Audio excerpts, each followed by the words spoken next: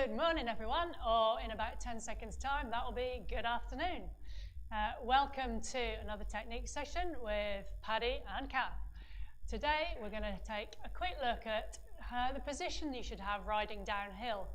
And I know we can't really ride downhill on turbo, but it's come out in some discussions I've been having this week, and we thought it would be quite a nice thing to at least have a look at, so you've got some ideas to think about and some things to check up when you go outside.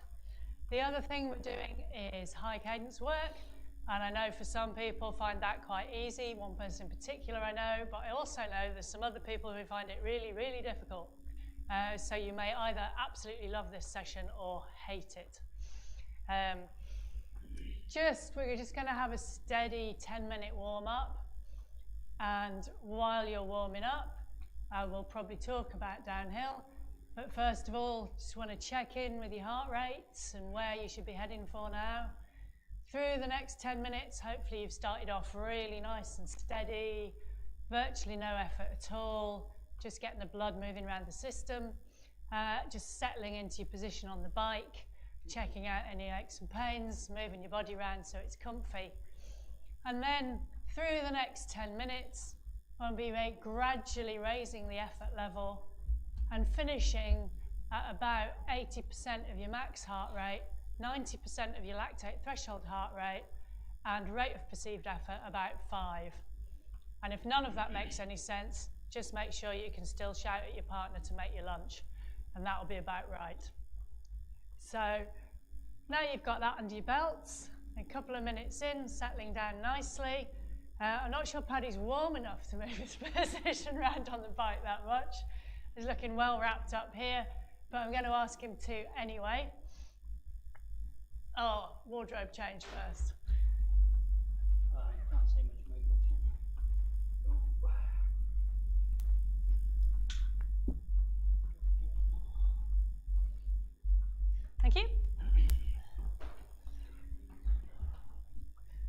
Right, just going to ask you, Paddy, if you could get in the position on your bike that you would hold going down a hill. Oh, nice. So, several things to note here.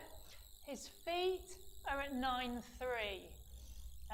so that they're equal with each other in terms of how far down the stroke they are. 9 o'clock to 3 o'clock, that is. His weight is going down through his feet.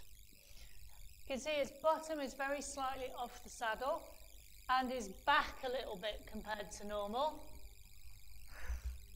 Back is flat. He's definitely looking well forwards, and his hands are quite relaxed on the handlebars. His elbows are bent. I'll just sit down again if that's not comfy. And that's your ideal position for going down a hill. And we're just going to unpick why that might be a good position to hold, and show you what quite often happens for some people going down hills and why it feels a little bit unstable. So, Paddy, if you'd like to go again with one leg straight. Weight on your saddle, and then probably round your back and arms straight. Brilliant. Now this is a put together of everything that can make going downhill uncomfortable. As soon as you get one of your legs straight, your weight automatically goes onto that leg. As soon as you do that going down a hill, you unbalance your bike, unless you're going around a corner, but we're going down a straight hill. His weight is firmly on the saddle, shifted to this leg side, so that's putting all the weight onto the bike. The bike can't move freely with his 10, 11 stone on it. Got to be a bit tactful here. As soon as you hit a bump, that weight will move with your bike and unbalance you. He's looking down at his wheel, which immediately means that he's rounded his back and he's looking too close to the ground. He needs to be looking at where he wants to go. If you look fiercely at a pothole, the chances you will end up in that pothole. So you acknowledge it and look ahead of it. His arms are straight and locked out, and that means that every time you hit a bump, all the shock will go up and into your shoulders and the back of your neck. And that's really uncomfortable. Feels horrible, feels very unstable. And what's also happening is I think his fingers might be getting the white knuckle thing, whereas they're gripping far too hard onto the handlebars. Yeah, exactly. And also tends to mean that a lot of your weight is coming onto your front wheel. So that means when your front wheel hits a rock or a little stone or a bump, it's trying to absorb your weight while it tries to straighten itself. If we bend our arms a little bit, take our weight back onto the back of the bike, middle of the bike, that front wheel can move around if it hits anything. It can straighten itself. Bikes are really well designed. That's what it will do, given half a chance. When we move our legs so that our feet are at 9 o'clock and 3 o'clock, that again allows our weight to come equally through both sides of the bike and helps you balance. And the weight lifted off the saddle and back very slightly means it's all pushing down through your feet, lowering the centre of gravity and creating stability. And you can see Paddy now there having a little jig around. He's quite comfortable in that position. He's looking ahead and anticipating things on the road and just moving his bike slightly with his weight to help it change direction. That's a really good, comfortable, stable way to go down a hill. The only possible alteration might be to go down on your drops. This lowers your centre of gravity. It makes you more aero, so you go faster, although for many people that's not a consideration going downhill, I realise.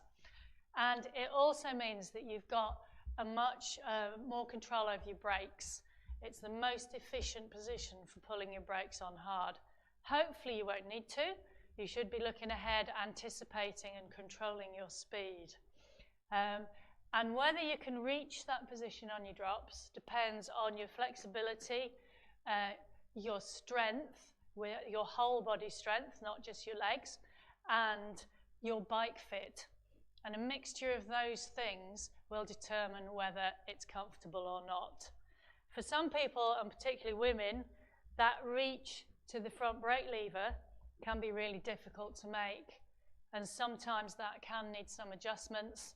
You can get smaller levers now designed for smaller hands, whether you're male or female. That can help. And I'm sure if you try this and it feels really uncomfortable, come and ask somebody about it. Just, well, message Paul, have a chat with him. And as lockdown eventually lifts, come and ask some questions about that. Because a lot of people say, oh no, I can't, that's really uncomfortable, I can't do it. So there we go. While you're warming up, we thought we'd give you some other things to think about. Hopefully there's some points in there, and we'll have a little practice in a few minutes. So I'll just let you finish the end of your warm-up with a little bit of peace, because I get told I talk far too much.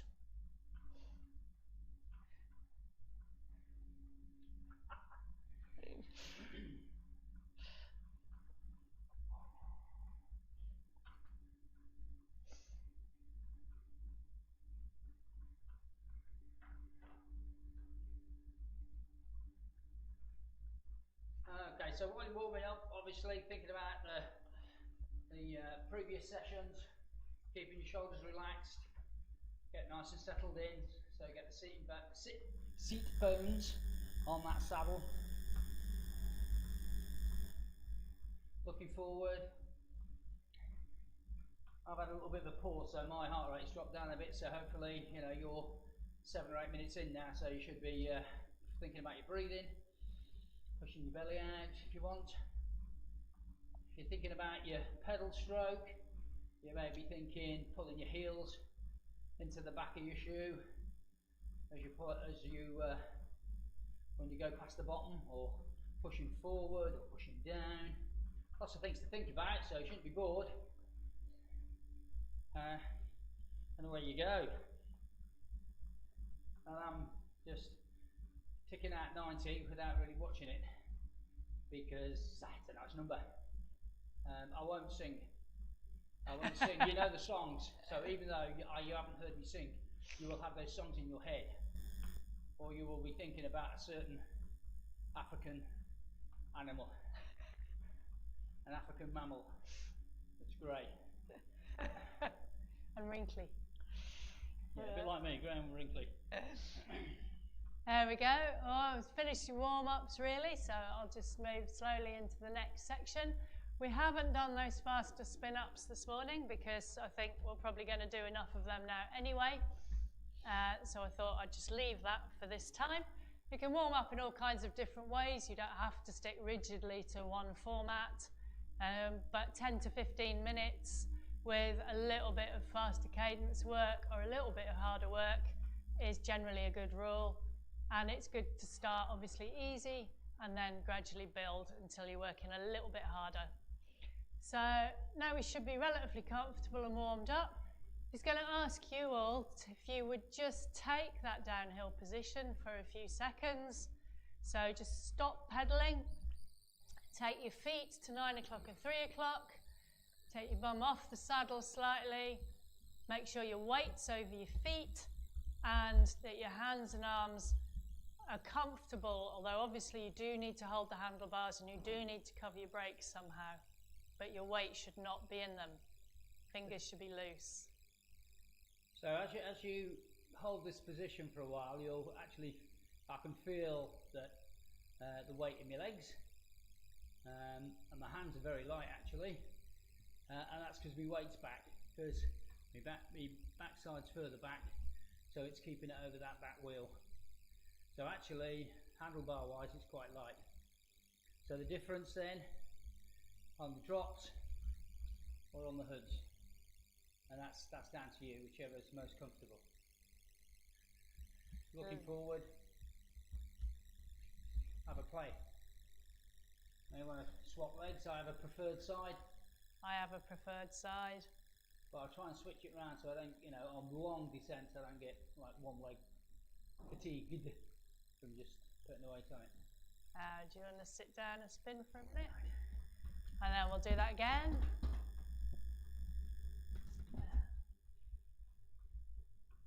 Have a minute spinning out. It can get quite tiring just holding your weight up like that on both legs and coming down very long descents. That down again. But it's nice to come down a descent and feel that it's your legs that have got a bit of fatigue from holding you up and that your shoulders and your neck is relatively relaxed. I know sometimes people say if they end a long ride, particularly if they're in the Central Lakes with big hills, that it is the neck and shoulder that gives them the biggest problems.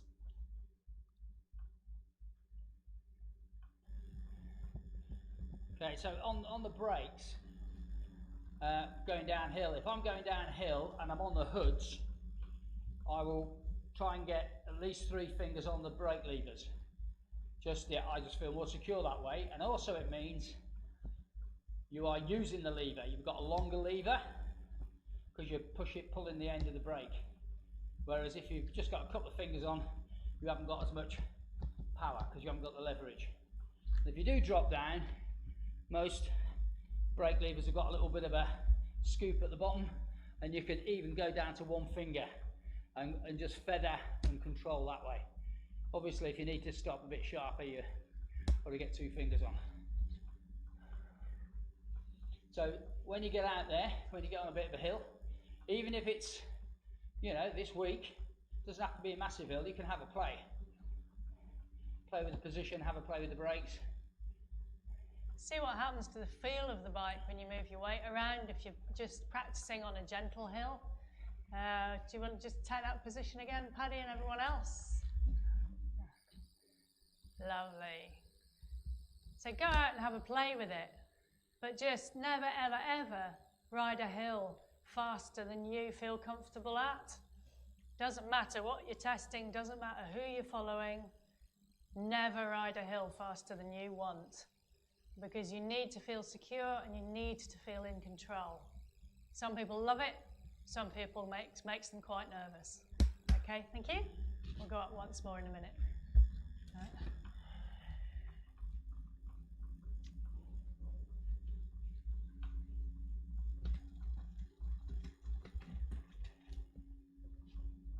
And just on braking, the back brake is kind of your general, just knocking the speed off a little bit type brake. Your front brake holds something like 80% of your stopping power. There's a massive difference between the force that goes through both of them. So obviously if you need to stop or decelerate very fast, you use both. But you can just control speed with the back one. If you use your front one only, you may find that extremely uncomfortable because it's likely to stop the front wheel immediately and the back wheel will keep going and you will end up somewhere uncomfortable. So that's not good.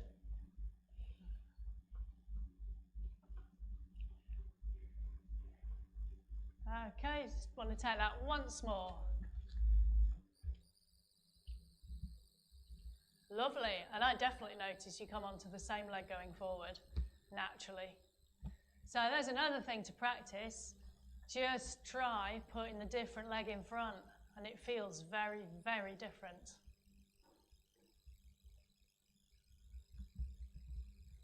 Brilliant.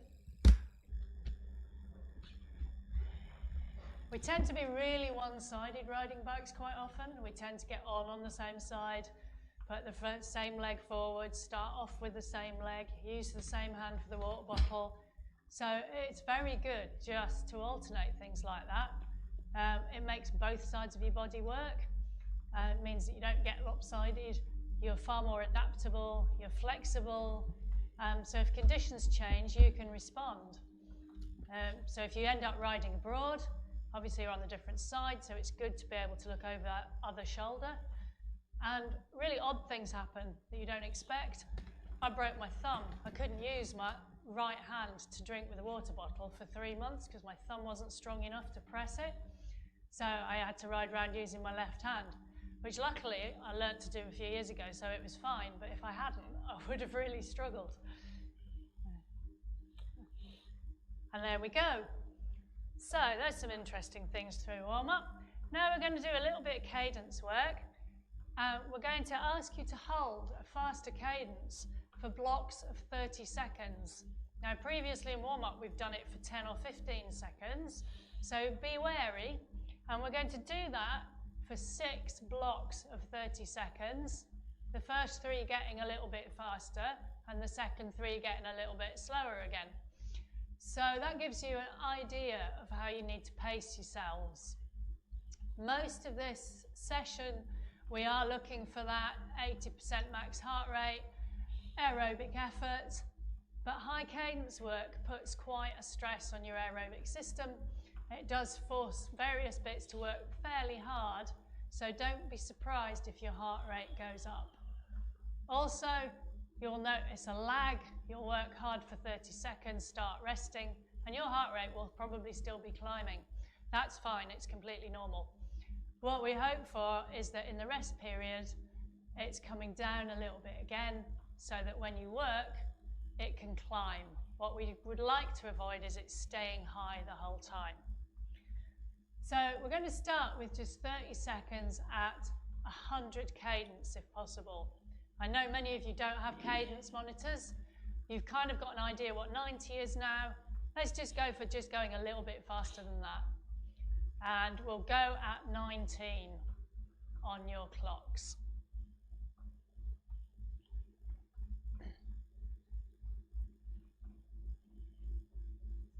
You'll probably be able to hold the same gear for this one, but not necessarily.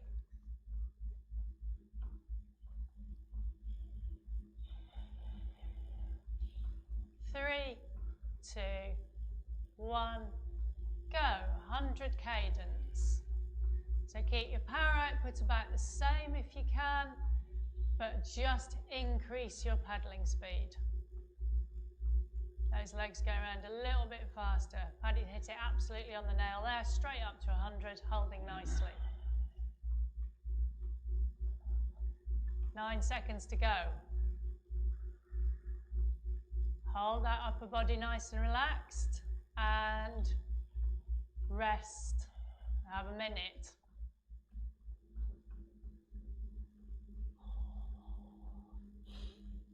So have a minute here just to spin out, ride at whatever cadence feels comfortable.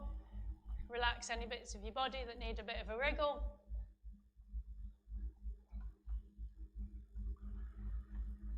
have a drink if you want one, using either hand.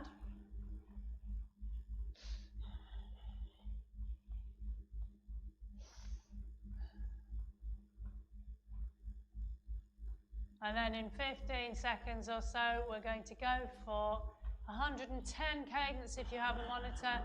If you don't, just a little bit faster than the time before.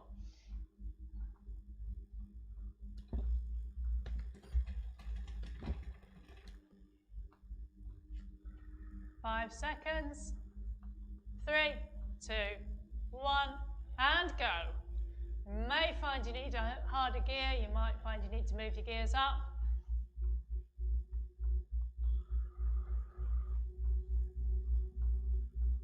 And get your legs going just a little bit faster if you can.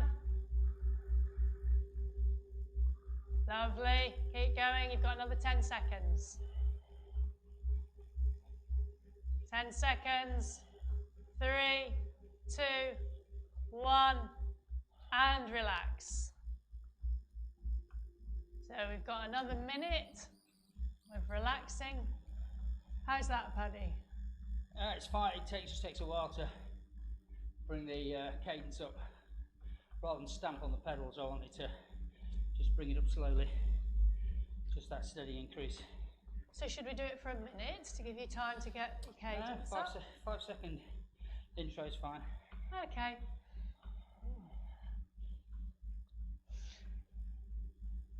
So this is the fastest I'm going to ask you to do for 30 seconds. And this time when we go, we're going to be looking for 120 if you have a monitor. Paddy said it takes him a little while, if you heard that, to just bring his cadence up slowly. So if you want to start bringing your cadence up kind of 10 seconds before we go, that's fine.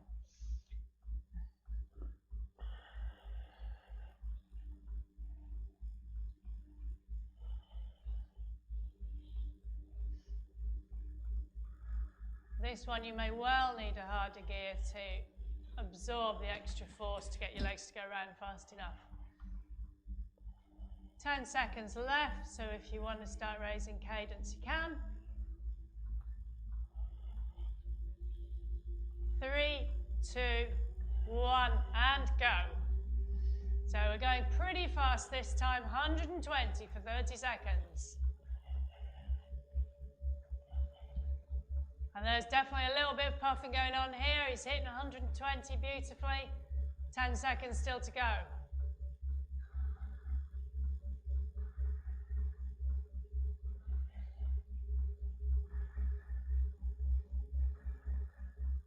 3, 2, 1, ease out. Okay, we've done a little pyramid up there. And we're now going to have 2 minutes of just spinning. Hold your spinning at 90 if you can, but nice and easily on the resistance. And you can see Paddy's heart rate has come up during that. We're just going to have a 2-minute rest so that your hearts can recover a little bit. And then we're going to do the pyramid going down again, starting at 120 and going down.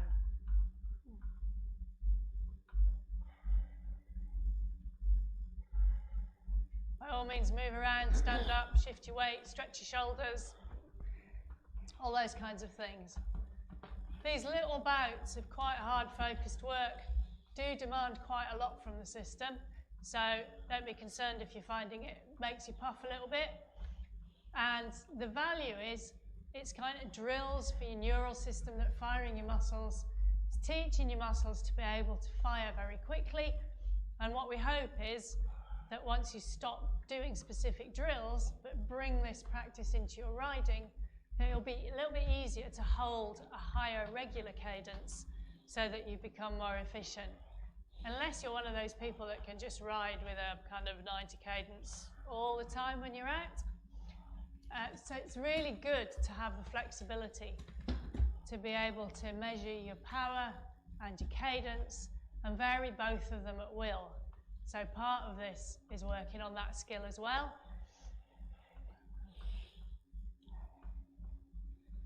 So 20 seconds or so left. All right. Okay. So we're going for 120 in 10 seconds.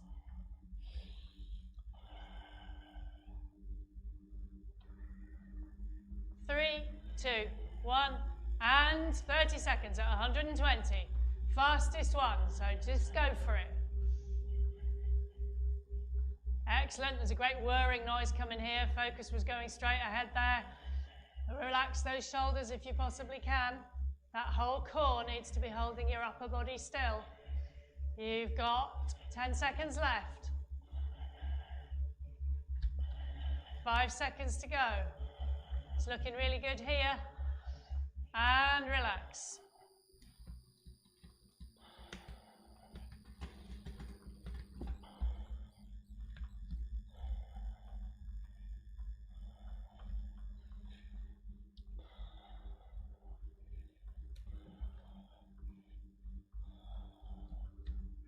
So we've talked a lot about heart rates in the past.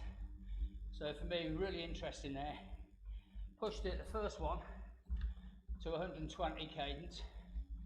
Just took me into my aerobic zone on my Garmin, which was 129. Which is 90% of max? No. No. Aerobic. Probably about 90% of threshold. 160 is max. So it's just touching in that bottom end of my, well, yeah, a little bit into aerobic. Second time through, because my heart had got used to it, didn't get quite as high. It's almost like, yes, my heart has been prepared for this, so it knows what's going on. So it wasn't so I only got to 125, and I still got to 120 cadence. Obviously, as you fatigue, sometimes your heart has to beat harder. How are we doing on time? Oh, we've gone well over it, but you know, right. I think people will be probably quite happy for the rest. So we will go at 27:30, and if you've got a monitor, we're looking at 110, and if you haven't, we're just looking at making it that bit faster.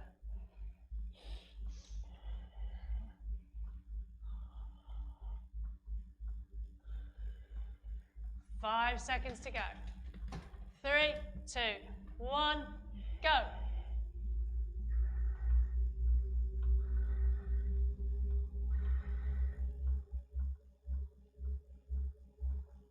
And that actually feels really quite easy after the 120.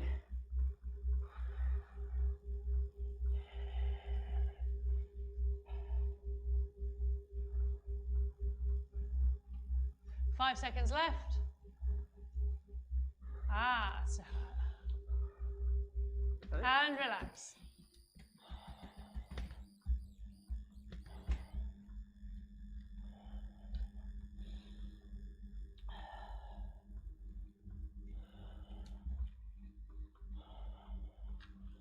So rather than aerobic zone, you mean just over your aerobic threshold, so that you could continue, you're building lactate, but you could continue to work still for several hours at that kind of pace? That was just getting into my aerobic, yeah, so it's touching in, and it's, I think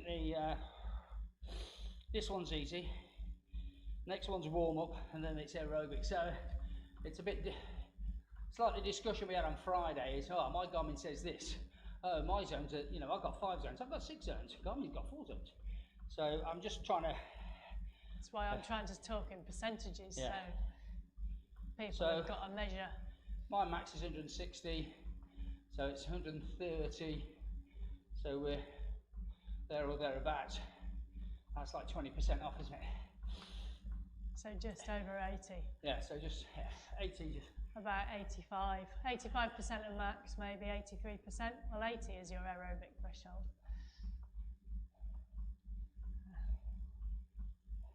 So we're going to go for the last one. Are you ready? We'll go in 5. We'll go in 2 seconds. Going to 100 this time. And it will possibly feel really quite easy if you've got a cadence monitor. Now you're coming back down to 100.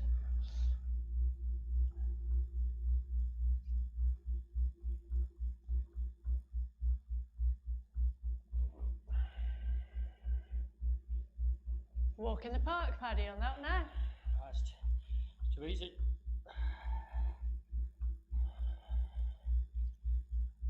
And there we go. And relax for a couple of minutes. So that 100 felt then really easy. Yeah.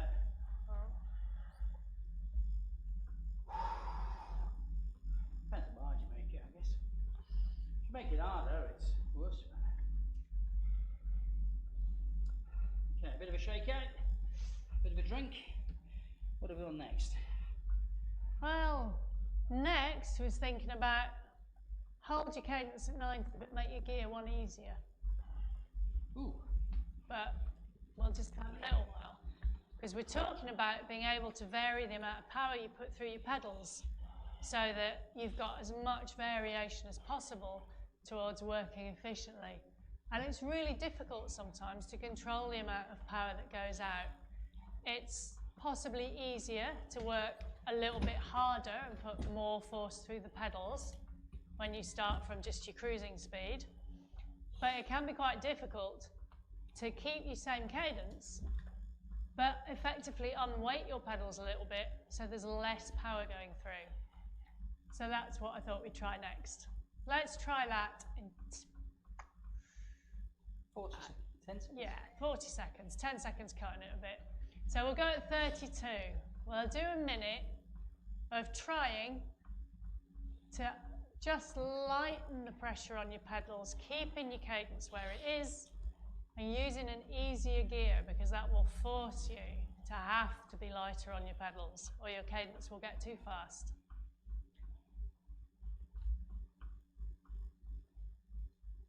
Ten seconds.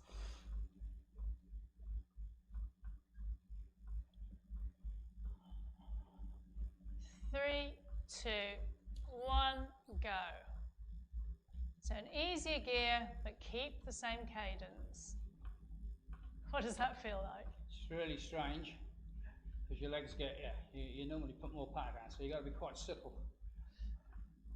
And it's, I sometimes describe this as having light pedals or light feet. So it's just, you're spinning them around, but hardly, just the weight of your legs is almost enough. There no need to put any pressure. Mine, I'm on a really easy gear. I put it on a really easy gear to make me really work at it. And it really makes you think about the movement of your legs and your feet. Just a couple of seconds left. And just relax. It'd be really interesting to hear some comments from anyone about that, about whether they found it really easy or impossible. Yeah, definitely a lot of concentration. A lot of concentration, so you didn't push down too hard. And no backlift to no, just unweight. Yeah, once the pedal's gone through the bottom. So weirdly, I've made it harder in the recovery because then I've got a bit more resistance, so it's a bit easier to feel. Yeah. But even now, I can sort of think about light feet. Yes, I'm pushing down, but it's light coming up. So I just thought I'd throw that one in just for people to think about because it's kind of the opposite of what we've been doing in some ways. So last week we did some overgeared work, putting a lot of resistance power through the pedals and a lot of resistance. This time we've looked at speed. So I just thought it would be interesting just to put that little bit in and see what happens. We've just got 3 little spin-ups to do now because I thought we've avoided them until this moment. We've had loads of practice at going fast today. Our muscles should be really into doing that. So we're going to do 3 blasts of 15 seconds, just as fast as you can. So depending how hard you want your heart to work, just as fast as you feel that you're able to. We'll start the first one at 35.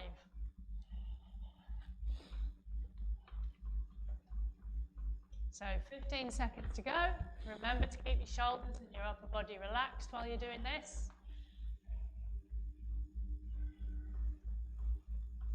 5 seconds. 3, 2, 1. Spin up, 15 seconds. As fast as you can on cadence. Fantastic. Love it. 5 seconds left.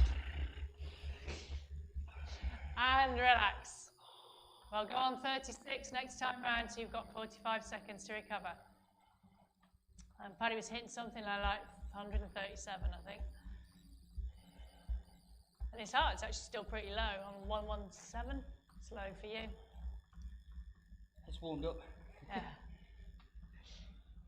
He's just said, I don't know if you could hear it, our heart's really warmed up, so it could respond to that stimulus, it could cope with the body's needs without feeling too stressed.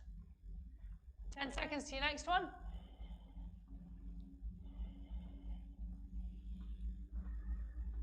And I can hear him building already, knowing that he's going to need that extra resistance and that speed. Go.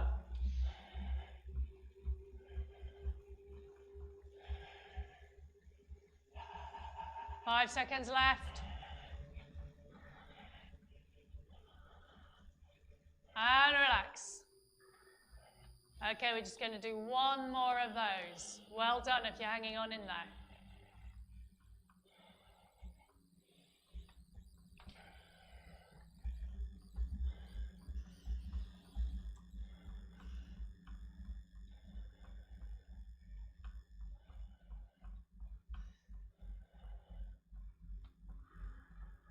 $15 seconds or so before we go for our last little bit of work, and then we'll warm down.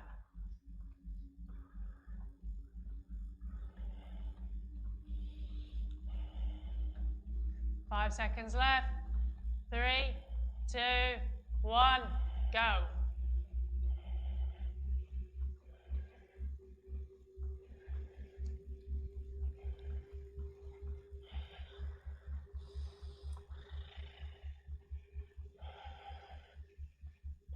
And stop. And relax. Well done if you've held with us through all that session. There was quite a lot of fine muscular control involved in that. And you probably feel like you've worked a little bit. I do anyway, hope you have. But hopefully not too hard. We want to stay in that 80% easy, 20% of your week or your year, or however you wish to look at it, in the harder zones. Hopefully that's kept some kind of a balance. And we're just going to ride nice and easily until we're up to 45 minutes. So 7 minutes, just kind of relaxing, spinning, getting a drink, rolling your shoulders around if you need to, stretching them if you need to. Pretending you're riding downhill around some amazing hill like dumbbell raise I really enjoy, if you need to. Where's your favourite? Descending. I was thinking Col de Galibier. Oh yes. That involves lots of corners though, we haven't done that yet. No, we haven't done corners. Oh, straight down. Sedbergh Road. The old Sedbergh Road. Oh yeah.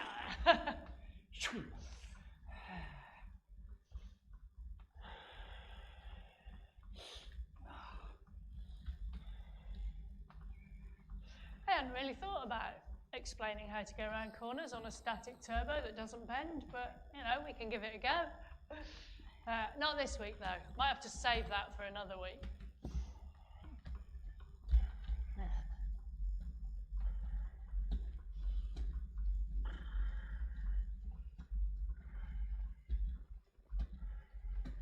Lovely. I hope for most of you, you're probably going straight into lunch now.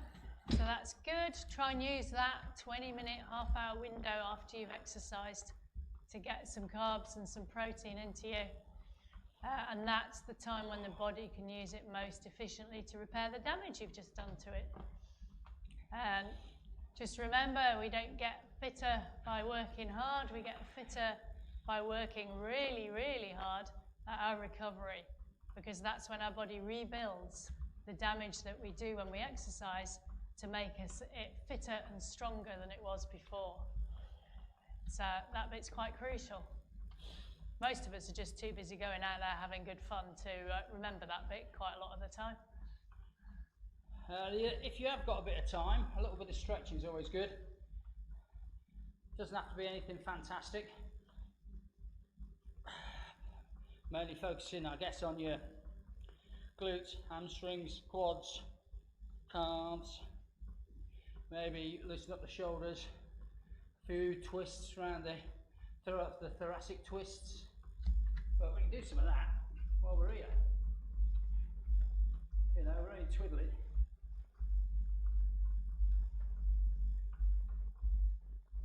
Ease up those shoulders a little bit. And if you want to try some recovery that's considerably worse than going out there and working hard, try Sarah's muscle recovery tonight. I think is it 7? Yeah. Yeah, 7 o'clock. Foam roller time. Foam roller. And you'll love it. I'm sure it's The really, next day. really good for you, but it usually makes me feel sick. You'll love it the next day. We're not really selling it here. It's very good for you.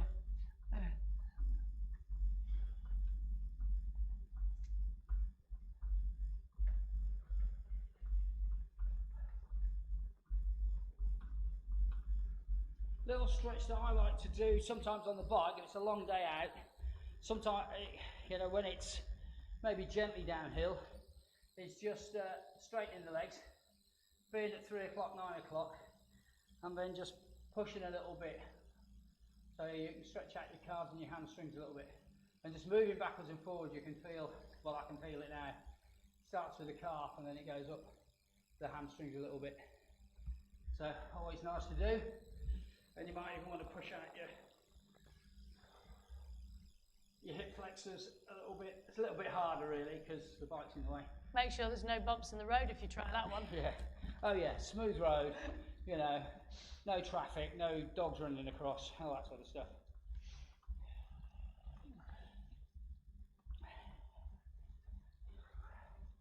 Oh, there's only a couple of minutes left. Yeah, so you should be feeling pretty relaxed now. Cooling down a bit, heart steadied out.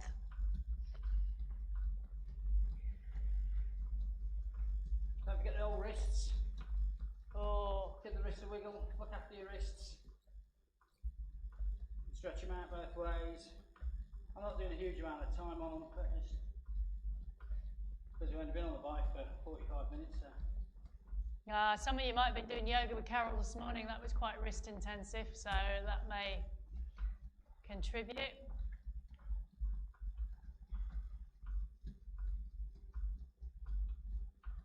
Yeah, stiff neck.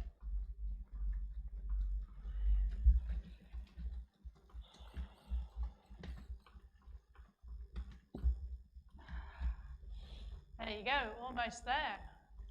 Hope you've enjoyed this morning, and I also hope you found at least one thing that you can take away and think about, or take away and play with, or take away and look up and see if you agree with us. And debate is always good. And we'll be back on Thursday at 5:15. That time with a tempo section, so time to work a little bit harder, using the great technique that you've been practicing, and to put a little bit more power out and work it coming up to around your sweet spot. Yep, you'll like it. It's good. Might have to work this time. It'll be fun. Tell your friends. Bring a drink. Bring a drink, not a drink. And on that cheerful note, I will say goodbye. You've got another minute or so on the screen.